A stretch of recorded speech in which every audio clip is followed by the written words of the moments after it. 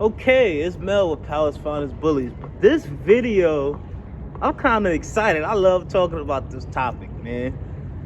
I've been talking about it for the last 2 times, and the only reason why I broke it up in 2 parts or 2 videos is because my phone. Y'all know I got a messed up phone, and everything is coming off the phone right now. It's just coming off the recording, but this topic gets me excited. And this topic is about, should you promote a stud or a female or a dog that is not yours? This is going to be the full video, but I'm going to put it as part 3. So a lot of people talk about, let's talk about studs first. A lot of people talk about, you shouldn't promote a stud because you didn't produce it, or it's not your blood and you're promoting the other kennel. That's not fucking true. Yes, you bought the dog from that kennel. Why did you buy the kennel? Because it had that blood and it had what you wanted in a dog, or what you wanted to start your foundation with. Yes. I don't say use that kennel always know I have this, or I build that. I don't say, let me start off like this. I'm talking too fast. Don't be like, oh, I have such and such, or I have this dog from this kennel. Don't dick ride or use that kennel's name, but build a name for that dog. Build a name for that dog, and he's gonna become his own. And what I mean by that is, the kennel that you bought the dog from, they don't have your ideas or your creative mind, where they know what breedings is gonna click with that dog, or they don't know what breedings they don't know what breedings is gonna click with that dog, and they don't know what breedings that you plan on doing with that dog, or they don't have an idea what's your thought process. You might have an idea where you just want to flush him out, where you just want to breed him to any and everything and he becomes famous. Or you might want to just breed him to selective females and he becomes famous because of his puppies that became great in the show ring, or just great, awesome producers, or awesomely structured sound. The kennel that you got the dog from, they can never take the credibility or the credit that you did with that dog, especially that male. They can say, yeah, I produced that dog, but they can't say, oh, I did those breedings, or I did this for that dog, or I did that. No, it was you. You and your kennel made that dog what it is today. And people get it fucked up and twisted, where they feel that, I'm promoting somebody else's kennel. No, the fuck you're not. How are you promoting somebody else's kennel and they couldn't do what you did with the dog, or they don't have what you got? Nobody could tell me, and I don't give a fuck what nobody says. Oh, I bought Kira from such and such, that's why I'm able to make YouTube videos, or I'm able to sell out Kira litters, or Kira is what she is. No, the fuck, I'm the one who sat there in New York in the apartment building feeding Kira raw, doing training videos, taking pictures of Kira, taking Kira out to fucking Manhattan and shit, having her get petted by people, or taking Kira damn near across the country to do breedings and shit. That was me who did that. Nobody can take that from me. And the reason why I'm bringing up Kira's not a stud, but I promoted her like if she was a famous dog. You know what I mean? Nobody can take the credit from what you did with that stud. And eventually people are going to come to you for him. Eventually people are going to come to you for his stud credit, and they're going to want. And think about it. Sometimes your stud might just get popular off of who his daddy is. Now, they can't get the daddy, but they're going to come to your stud.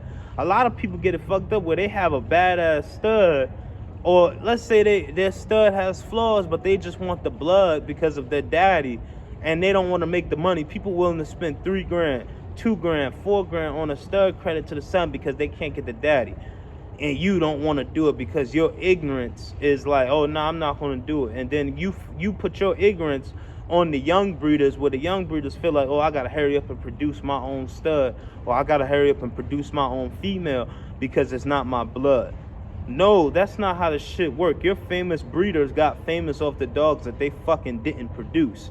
You had different kennels like Remy. You had Blue Pride kennels. You had a lot of different kennels that got famous off dogs that they didn't produce. And y'all know I love Blue Pride kennels. Oscar didn't produce Chief and Easy Rider. and Easy Rider and Chief did fucking amazing for him. You have Fabian, who didn't produce Remy, and he got famous, and Remy made Fabian a lot of money. You had Suarez Bulls, who didn't fucking produce Paco, and they got famous off Paco and producing dogs with Paco. You know what I mean? You had I'm thinking, you had Prats with Nemesis. He didn't produce Nemesis, and he got big with them. You know what I mean? So come on, bro. So don't sit here and tell me. Look at how the bully world works. Look how the dog world works, where you don't get famous or you don't make money off the dogs that you produce. You start making money and studs and making all that shit when that dog is dead and gone, or when you're building and your kennel's established. Other than that, they want the shit that you didn't produce. But at the end of the day, nobody can take credit for that, bro. Nobody can take credit for the breedings you did with that stud. And let's talk about the female. Nobody can take credit for what you did with that female. Nobody can. Because at the end of the day, it was your idea and your thought process that was like, okay, let me take this stud to her. Let me take this stud to her. Let me take that stud to her. Let me take that stud to her. It was your fucking idea.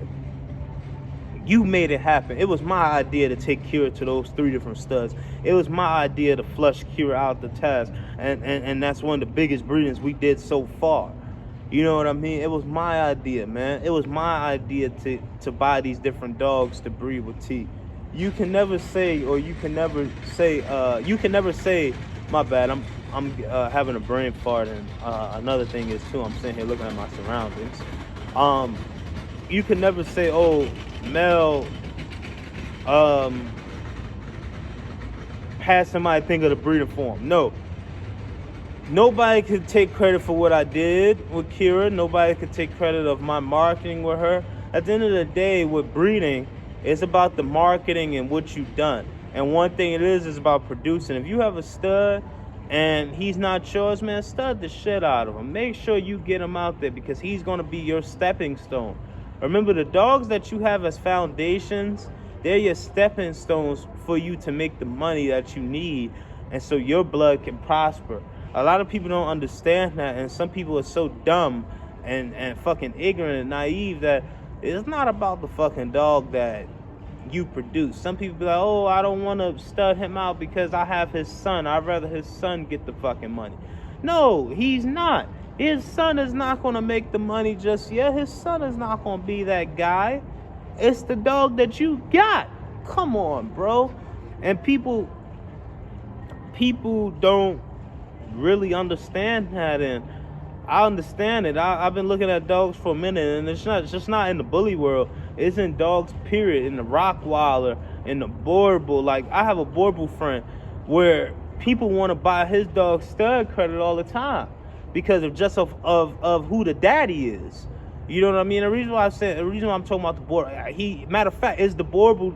I don't know if y'all remember, for all the OG people that have been watching my page, the Boerboel Kira used to play with back when she was a puppy. That breeder, he bought Future came from a popular motherfucking father. And people want the father is dead. His father is dead. And people out here in the States want that blood, and they want to go to him, and he's like, no. And me and him talk about it. It's like, why not give him the money? Why not take the money if they're willing to pay? You know what I mean? They're willing to pay for the blood. You want to, and it's not just for him. I know a couple of motherfuckers like that. I know a lot of people with females and males, especially females or even males, where they be like, oh no, I'd rather her daughter and this and that. Motherfuckers was always telling me, oh, don't breed Kira, you got Betty and Blue. And I'm like, Betty and Blue doesn't have a name, and we don't even know what they can produce yet. And you're telling me don't breed Kira anymore. Kira is gonna be bred. Kira has one more fucking breeding to do, and we're gonna do it. You know what I'm saying? But I believe in, building a name and building a clout with the dog that I didn't produce, because at the end of the day, that's what people are gonna come for. And then I'm not saying that they're always gonna come for it. Eventually, they're gonna come for your stock and what you truly produce. And it's just a stepping stone. It's levels to it. It's levels on how you build up your program. And don't think don't, for the new breeders and for the new kennels, don't feel ashamed that you have a stud that's becoming your heavy hitter and you didn't produce him, because a lot of kennels built and ate and fed their families off of dogs that they didn't produce. Don't feel ashamed. Don't feel that you didn't produce nothing yet, because at the end of the day, your best kennels didn't produce a fucking hit until 2 years later down the line, or a year later down the line, with a stud or a female that they bought. You know what I mean? Don't let anybody shoot you now. You know what I mean? Now, don't become a franchise of a kennel. That's a whole different topic. But don't become a franchise.